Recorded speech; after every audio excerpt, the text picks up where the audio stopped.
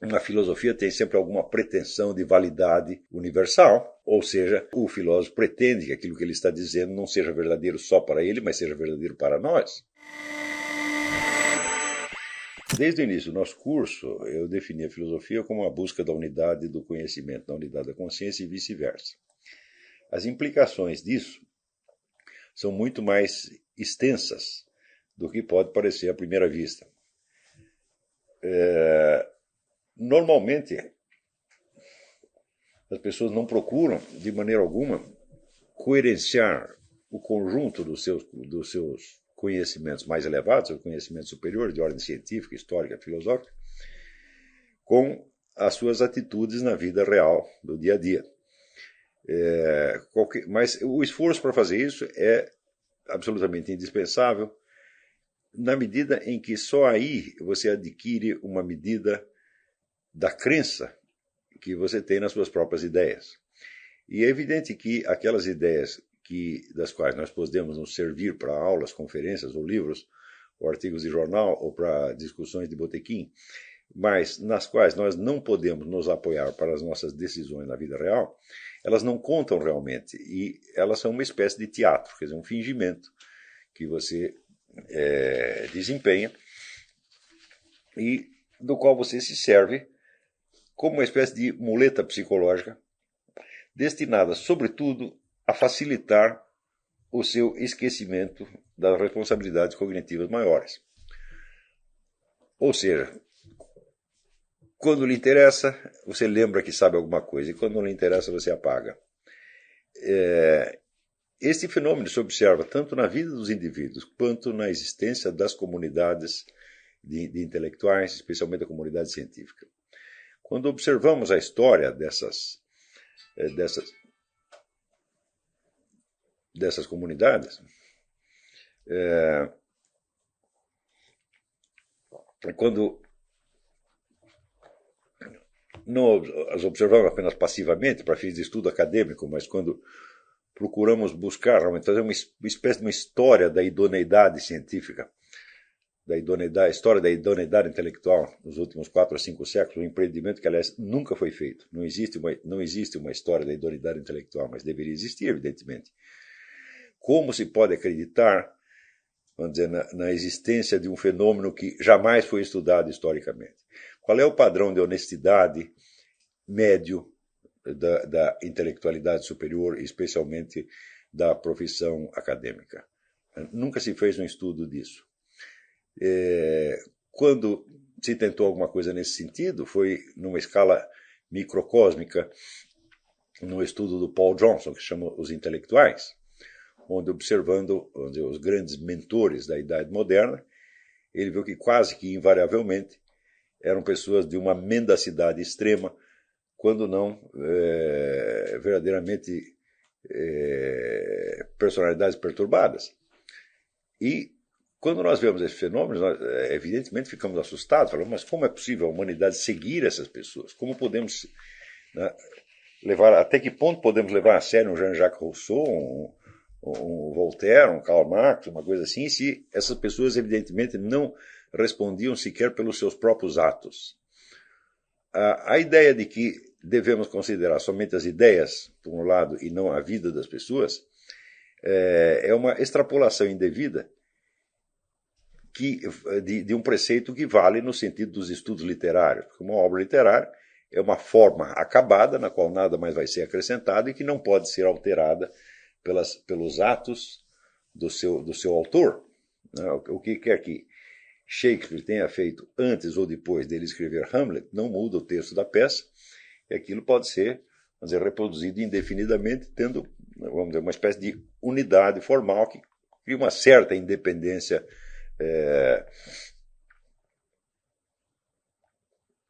ontológica, por assim dizer. Quer dizer, a obra de arte é uma modalidade de ser, é uma forma acabada. Né? Digamos, quando esta obra está, vamos dizer, plasmada em matérias físicas, ela pode ser destruída. Por exemplo, uma estátua pode ser destruída, um edifício pode ser destruído.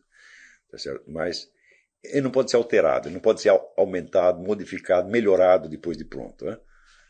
Então, se for melhorado, então será outra obra completamente independente. Né? Então,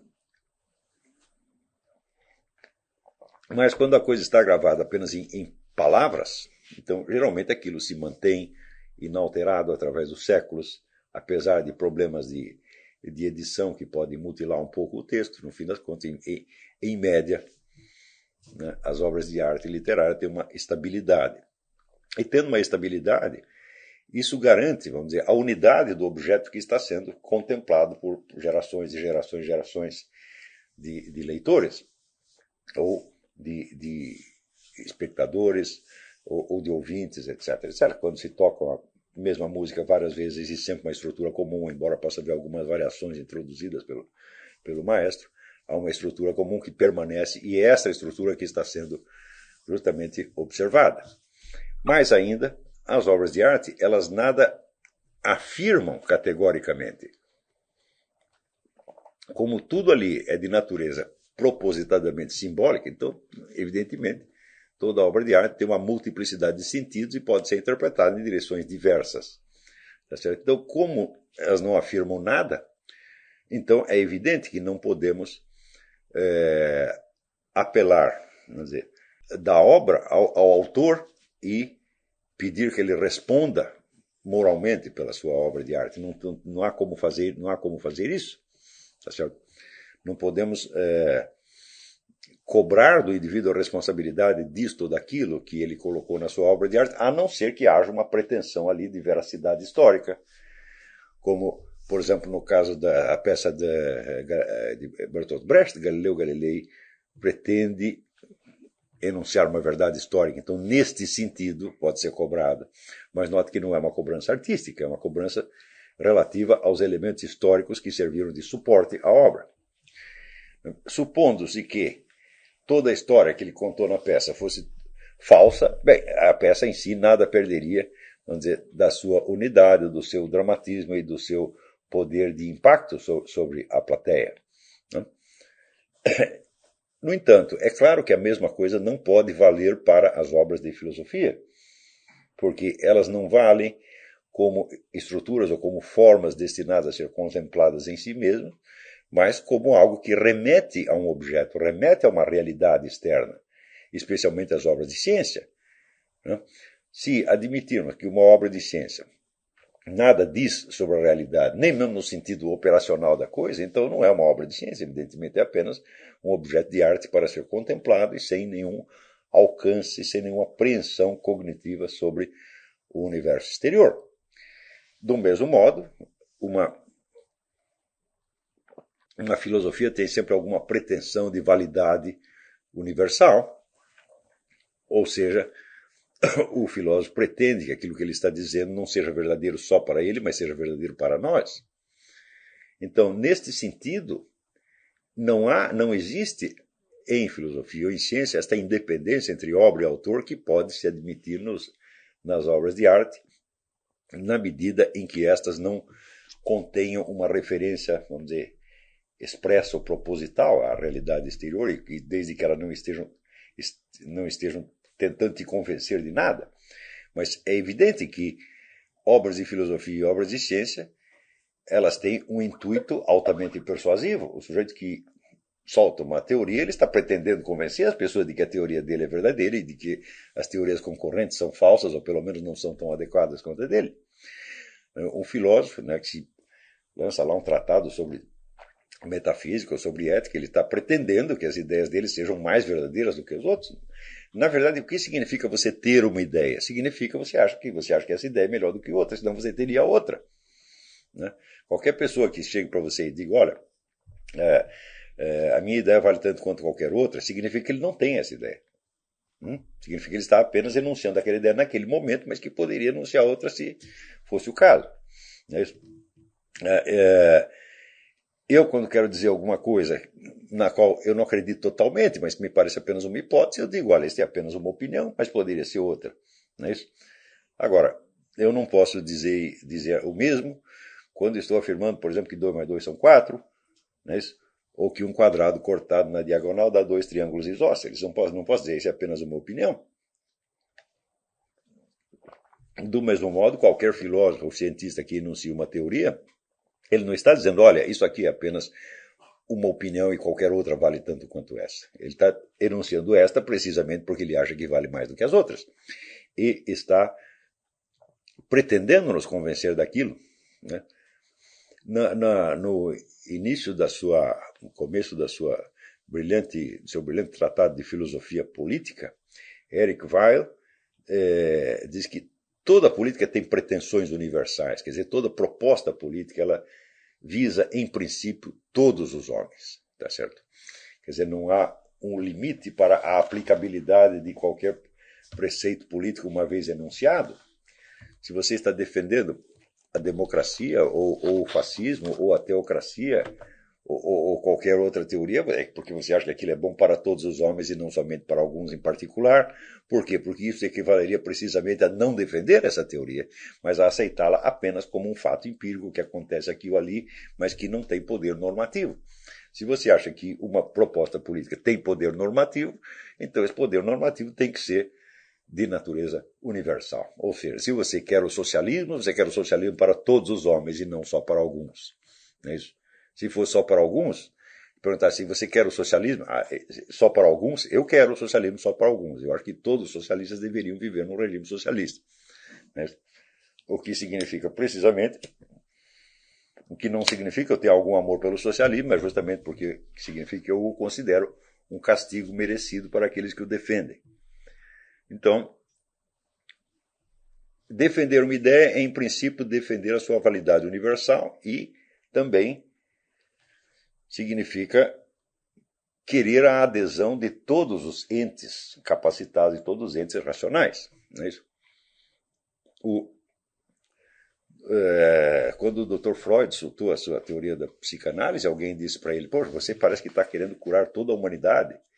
Ele disse, é exatamente isso. Quer dizer, ele acha que a teoria psicanalítica se aplica a todos os seres humanos e que, portanto, a terapia que ele inventou baseada naquilo pode beneficiar todos os seres humanos. Na verdade, nunca beneficiou ninguém, mas o fato dele enunciá-lo significa que ele acreditava que aquilo era bom para todos.